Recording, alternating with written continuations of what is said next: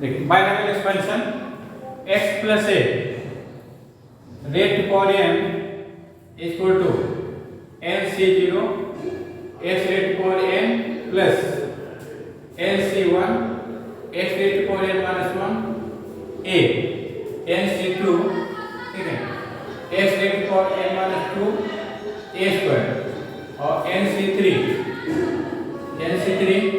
x rate for n minus 3 a3 dot dot ठीक है plus NCR x rate for n minus r a rate for r dot dot ठीक है NCN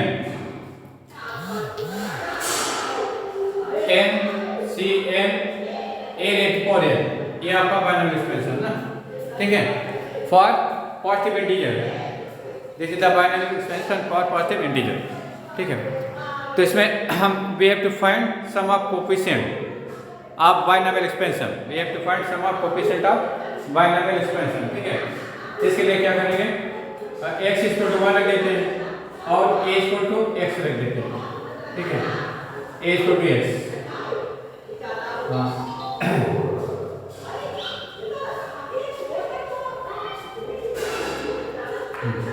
x equal to 1 है a equal to 1 both दोनों की value 1 रख देते हैं ठीक है x की भी वैल्यू 1 रख देते हैं और a की भी वैल्यू 1 रख देते हैं तो हमको क्या मिल जाएगा sum of coefficient of binomial expansion मिल जाएगा ना।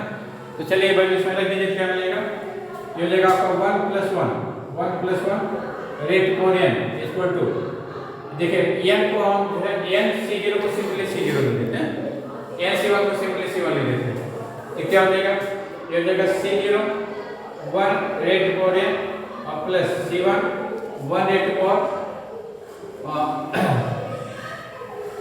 n माइनस 1 ठीक है और इनटू a फिर plus 1 c2 1 rate for n minus 2 1 square ठीक है और 1 c3 a rate for n minus 3 1 cube dot dot है ना ये जगह cr है और 1 rate for n minus r 1 r dot dot cn 1 rate for n ना ठीक है। तो देखिए अब इसकी वैल्यू कितना हो जाएगा तो 1 प्लस 1 क्या होगा 2 रेट फॉर n हो जाएगा तो 2 रेट फॉर n इक्वल क्या होगा c0 और plus c1 plus c2 plus c3 dot dot और प्लस cr और डॉट डॉट प्लस c हम क्या जानेंगे कि sum of coefficient of binomial expansion कितना होता है 2 रेट फॉर n कितना है 2 रेट फॉर n ना तो ये चीज आप लर्न कर लीजिए this is an important result sum of coefficient of binomial expansion इसके बराबर होता है 2 रेट फॉर n होता है ठीक है। तो c0 और प्लस c1 और plus c2 plus c3 dot dot plus cn equal to 2 rate for n तो this sum of coefficient of sum of coefficient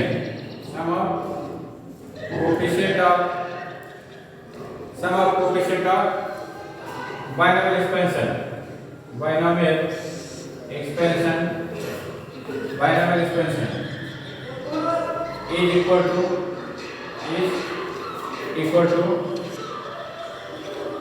to 2 rate for n equal to 2 rate for n ठीक है ये आपका answer हो गया समझ में आया कर लीजिएगा हैं दे कर लोगे हैं हाँ तो ठीक है क्वेश्चन दे देगा। अब उसके बाद देखिए नेक्स्ट तो जैसे आप हमको प्रूव करना है कि sum of coefficient by sum of coefficient of even terms sum of coefficient of even terms equal to sum of coefficient of odd terms in the binomial expansion. अब दूसरा क्या करना मुझे हमको ये दिखाना है कि sum of coefficient of even terms and sum of coefficient of odd terms of in the binomial expansion is in the binomial expansion are equal in the binomial expansion are equal ठीक है। तो इसे copy कर लिया हैं चलिए next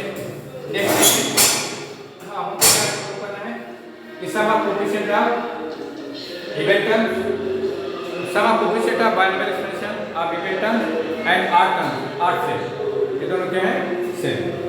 ये चीज हमको लिखा, ठीक है। तो इसके लिए क्या करते हैं बताओ, इस एक्सपेंशन में जो है, जो बाइनोमियल एक्सपेंशन में लिखा है, इसमें क्या करेंगे, एक तो आपका एलिमेंट हो गया ना, और इस एक्सपेंशन में x इक्वल टू 1 रख देते हैं, a इक्वल टू -1 रख देते हैं, x equal to 1, a equal to -1 ना। चलिए सेकंड कैसा है, x equal to 1 and a equal to -1, तो क्या हो जाएगा, ये हो जाएगा 1 - 1 rate for n equal to, ये हो जाएगा c0 है 1 रेट फॉर n प्लस और c1 1 rate for n -1 into a plus C2 अब ये -1 सर लिखे हैं -1, ठीक है। और फिर क्या होगा C2 1 n - 2 होल स्क्वायर है ना, और plus C3 1 n - 3 -1 whole 2 -1 whole, ठीक है, -1 होल है ना।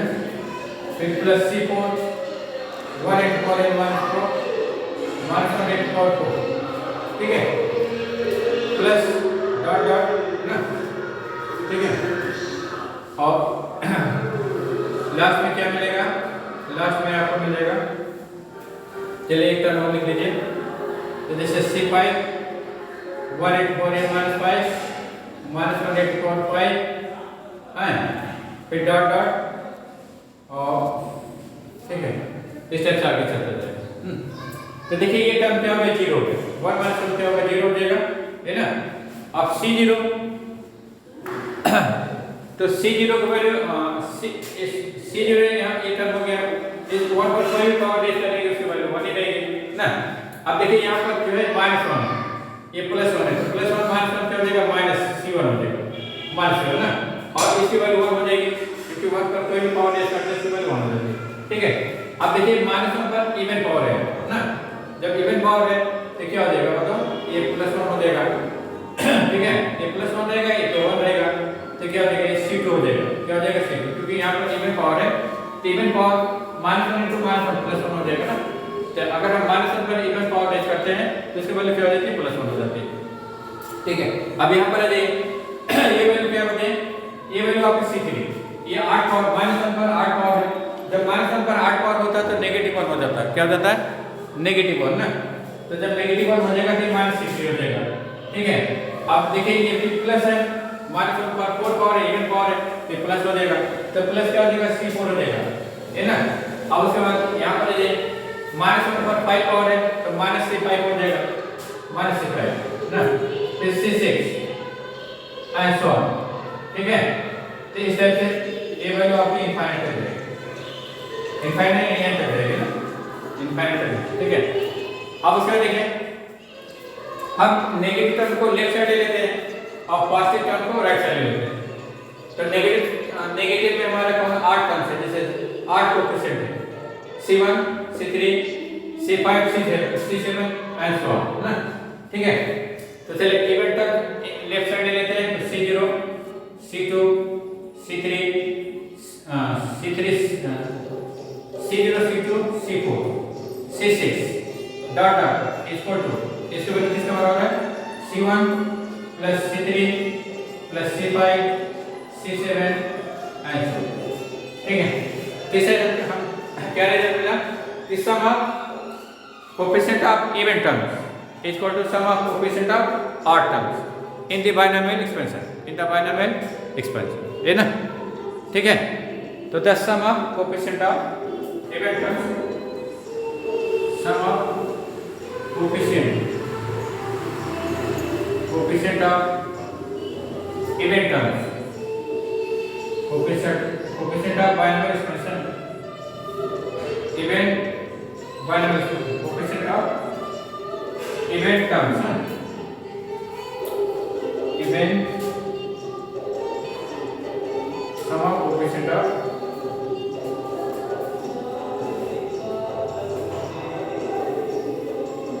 ऐसे लिखे sum of even coefficient of binomial expression, sum of even coefficient of binomial expression,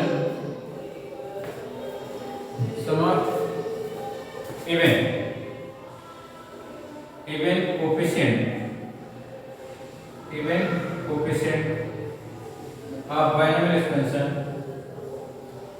of binomial expansion is equal to sum of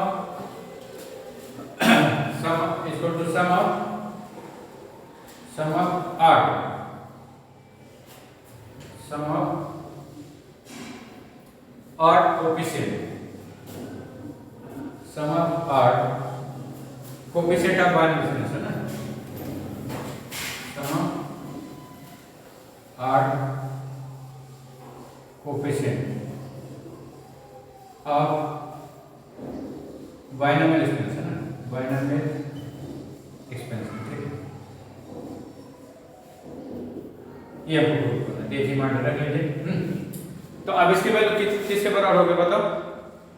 इसकी वैल्यू जो है इसमें अगर रख देते हैं वैल्यू, रख कर दें ऊपर रख कर दें,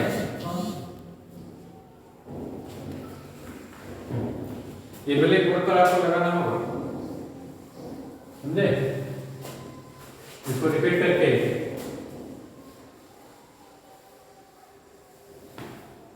चले जाओ। तो अभी आपने प्रूव किया है, क्या प्रूव किया था अभी? कि sum of coefficient of binomial expansion, sum of coefficient of binomial expansion ये क्या है? 2 रेट पर n होता है, 2 रेट पर n ना, ये होता है, ठीक है। तो देखिए हम C0 के प्लेस पर क्या लिख सकते हैं? देखिए इसमें अलग अलग कर लेते हैं, जैसे C0 और प्लस C2 प्लस C4 6 है, इसको अलग कर लेंगे, और फिर plus C1 C3 C5 C7 इसको अलग कर लेते हैं, इसकी वैल्यू 2 रेट पर n होगा ना। तो देखिए ये दोनों वैल्यू सेम है, दोनों वैल्यू क्या है? सेम ना।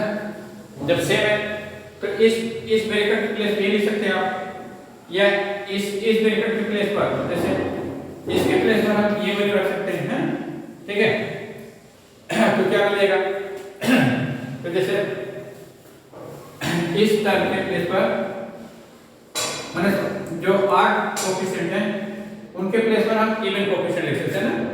जब ये वैल्यू रखेगा तो क्या मिलेगा?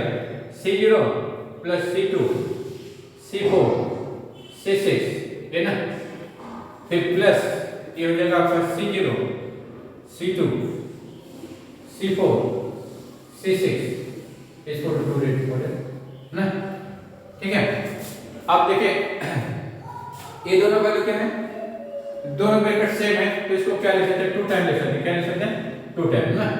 तो 2 टाइम लिखिएगा तो हो जाएगा C0 C2 C4 C6 dot dot ना, इसको क्या जाएगा? 2 रेट पर n ना, तो हो जाएगा C0 C2 C4 C6 ना, डॉट डॉट 2 रेट पर n अपॉन 2 ना। तो इसको सिंपलीफाई करें क्या मिलेगा? C0 C2 C4 C6 dot dot ये हो जाएगा 2 रेट पर n माइनस 2 रेट पर n माइनस ना, ठीक है। अच्छा ये वैल्यू 8 टर्म के भी बराबर है ना, तो इसको हम लिख सकते हैं, ये वैल्यू हमारा सम ऑफ 8 टर्म भी हो जाएगा ना, ठीक है। तो यहाँ पर हम क्या लिख सकते हैं बताओ? इसको मिटा दें, चलिए।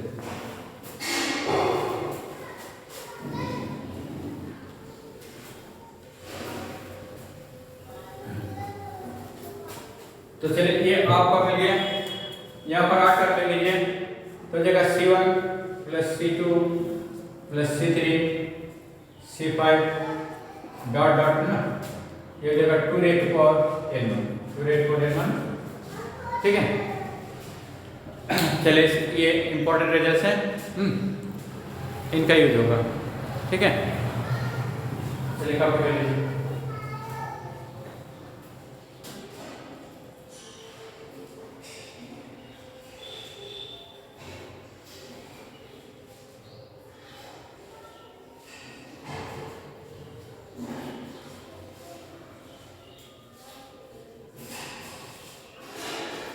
ओके। अब जनरल टर्म लेते हैं, general term of binomial expansion, general term of the binomial expansion लेते हैं, ठीक है। चलिए general term of the binomial expansion इसको बिठा दें, है। तो देखिए आपको तीन इंपॉर्टेंट रिजल्ट मिल गए, ठीक है। ए तो sum of coefficient of a terms of binomial expansion 2 rate 4 n -1। दूसरा क्या मिला है, ये दूसरा रिजल्ट आपको मिला sum of coefficient of odd terms in binomial expansion is equal to 2 rate 4 n -1, ठीक है।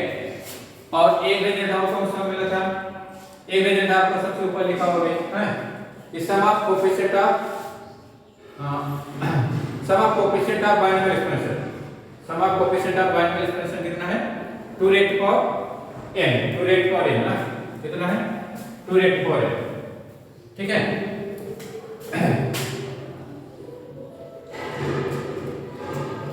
ना तो देखिए तीन इंपॉर्टेंट रिजल्ट है, इनका यूज होगा। एक रिजल्ट है आपका ये, एक रिजल्ट है, एक रिजल्ट है। तो sum of coefficient of binomial expansion क्या होता है, 2 रेट 4 n होता है। Sum of coefficient of odd terms of the binomial expansion क्या होता है, 2n - 1 होता है। Sum of coefficient of even terms of the binomial expansion क्या होता है, 2n - 1 होता है ना, ठीक है। ये तीनों रिजल्ट हम यूज करेंगे इन सॉल्विंग प्रॉब्लम्स, ठीक है। रख कर दें, हो गया, इसको फिर से लिख लिया, लिख लीजिए पॉइंट बाय, हैं, पॉइंट करके लिख लीजिए इंपॉर्टेंट रिजल्ट है, और उसको स्क्वायर ब्रैकेट में लिख लीजिए। अब जनरल टर्म लिखते हैं, general term of binomial expansion, general term of binomial expansion, general term of binomial expansion, binomial expansion, general term of binomial expansion, ठीक है। तो देखिए जैसे x rate a rate 4 n, ये आप ये आपका बायनोमियल टर्म है। अब तो इसका इस एक्सपेंशन का जनरल टर्म कितना होगा बताओ, tr + 1 क्या होगा, n + 1 का टर्म है tr + 1 ncr x rate 4 n - r a rate 4 r होगा, x रेट 4 a रेट